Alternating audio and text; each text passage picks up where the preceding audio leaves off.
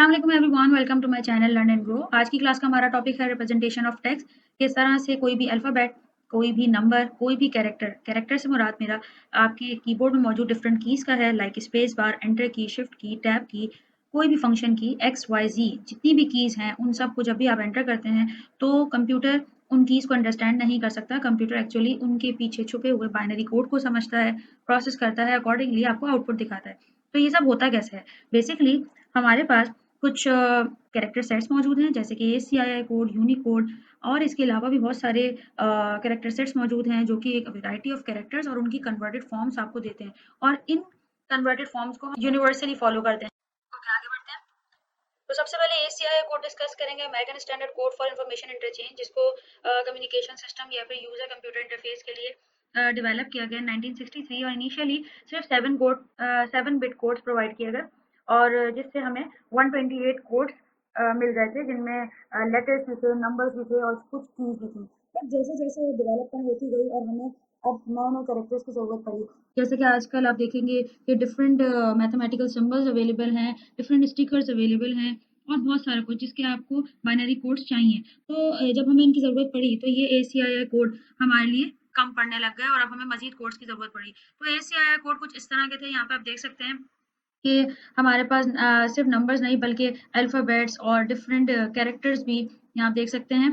ये different characters के लिए भी, ये डिलीट के लिए, ये ब्रैकेट के लिए और इन सब के लिए आपके पास ना सिर्फ बाइनरी बल्कि हेक्साडेसिमल, डेसिमल, ऑक्टल ये तमाम नंबर सिस्टम में कन्वर्टेड वैल्यूज़ ऑलरेडी गिवन है।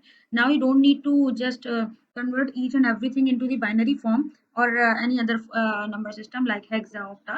आपके पास ये ACI टेबल होता है जो कि बिल्ट इन सिस्टम में इंस्टॉल हुआ होता है। whenever you're going to type any letter, number, so you will always have the converted value automatically। ठीक है, तो बेसिकली जब आप कोई भी वैल्यू एंटर कर रहे हैं तो वो उस एंटर की हुई वैल्यू का बाइनरी कोड एक्सट्रैक्ट कर रहा है।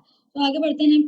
ACII कोड जनरेट करते हुए एक बात को ध्यान में रखा गया है कि जो भी आपके पास लेटर्स हैं, लाइक अगर कैपिटल ए है और स्मॉल ए है, इसी तरह कैपिटल वाई स्मॉल वाई, दो एग्जांपल्स आपके सामने हैं, तो इनकी सिर्फ सिक्स्थ बिट, ये वाली बिट स्विच कर रही है 1 to 0।